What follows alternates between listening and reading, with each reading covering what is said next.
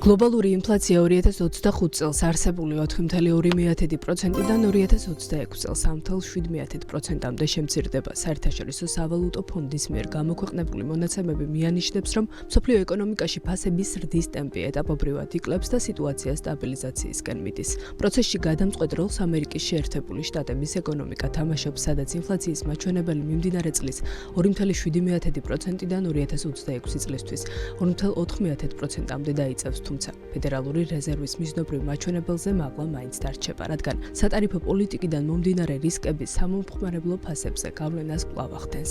ამის პარალელურად ევროპისა და აზიის განვითარებული ქვეყნების უმეტესობაში ინფლაცია 2%-იან ზღვარს უბრუნდება, რაც ამ ბაზრებზე ფასების საერთო დონის მოწესრიგებას გულისხმობს. თუმცა გლობალური სურათი ერთგვაროვანი არ არის და მსოფლიო რუკაზე კვლავ რჩება ქვეყნები, სადაც ეკონომიკური ვითარება უკიდურესად მძიმეა.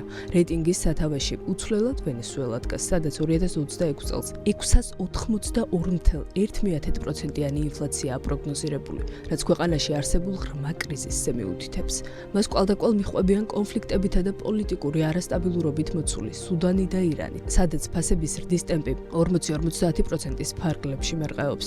საპირისპირო ტენდენცია შეინიშნება შვეიცარიასა და ჩინეთში, სადაც ინფლაცია 1%-ზე დაბალია. შვეიცარიის შემთხვევაში ეს ეროვნული ვალუტის სიმყარითა და იმპორტის გაიაფებით იხსნება, ხოლო ჩინეთში დაბალი მაჩვენებელი ეკონომიკური აქტივობის შენელებასა და დეფლაციურ პროცესებს უკავშირდება. კონტრასტულ გლობალურ გარემოში საქართველო 190 ქვეყანას შორის თავს ერთ-ერთ ყველაზე სტაბილურ პოზიციაზე იმკვიდრებს და 77 ადგილს იკავებს. 2026 წლისთვის IMF-ი ჩვენთან 3,4%-იან ინფლაციას ვარაუდობს, რაც ეკონომიკური განვითარებისთვის ოპტიმალურ და ზომიერ მაჩვენებლად ითვლება, რადგან ასეთი დონე ბიზნეს დაგეგმვის საშუალებას აძლევს, ხოლო მოსახლეობის მსყიდველ უნარიანობას არ ამცირებს. ჩვენი ქვეყნის პოზიცია კიდევ უფრო დამაჯერებლად გამოიყურება რეგიონული კონტექსტის გათვალისწინებისას, სადაც ვითარება საკმაოდ არასტაბილურია.